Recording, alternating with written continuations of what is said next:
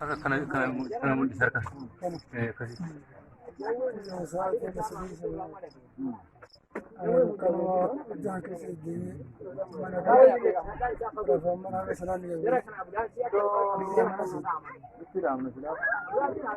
Waa'ee darra bultelle itti.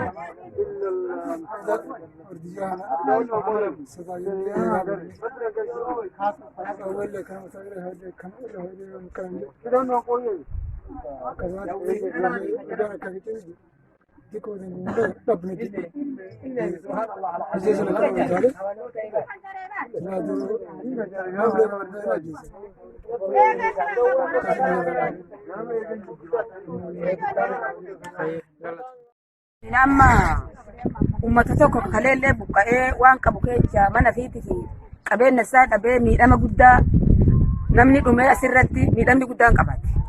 Amma ammoo gizee jirrutti tendaallee fi wanni arganu maqooyyee waa giraama waan jedhaa malee tendalleen kabarisee dabre kan ji'a sagalii kasirratti teenne nuhi wanni buluu dhabnee fi dhimma lubbuuti. Dhimma lubbuu namni keenya harka qullaa jiru risaasan qabu dhiirti kaleetuun dhumtee dabale asirra jirtu halka dheedaa nasbeen isii bultii barii kana namni yoo tendaa kana faggaaddisa kana faa arganne malee mana waan goonayyuu qorqooroo ijaarrachuu gadhaabbachuu nama lafa argatee nama wala argatee waa argate.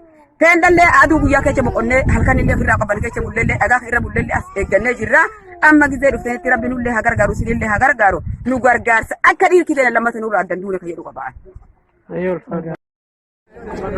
Isi gargaarsi kun isallee ilmi Oromoo jedhan mootummaan Oromoo jedhan Oromoon kan diina keenya gargaaru maaliin gargaarsa dhabnee ka diina keenya ka jedhu gamaa gamana isaa taatu diina keenya isa nurra qaba.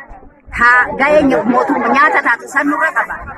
Si Oromummaan kun Oromummaan keenya uumamaa qabdii jedha ka diinni keenya gargaarsifame ka diina keenya nu kajeelchisu kun bakkatti arman dhiqee harkanii guyyaa diina keenya makiinan irra buusa. San birrii keenya soqallee kan Oromoo kan diinni jedhan qoqqoo gansaba keenya irraa bitanne. Diinni keenya kun Oromummaan taanii jedhee Oromummaan keenya dhufaa taate. San irraa qaba yaada. Wanni yaada kiyyarra wanni jechuun qabu. Qoqqoo marabbi sooti damtee fidan. Nu dhiirti teenya gurmuu qabaachuu yoo dhiirti teenya gurmaan qabaachuu bisiin hin baatiin ruuhi teenan bitarra. Edaan halkan kana rabbiin bulu. Haga waan rabbi asii dhiira teenya. Yoo mootummaan kasilaa isin dhiirti harkanii guyyaa nurra deemu.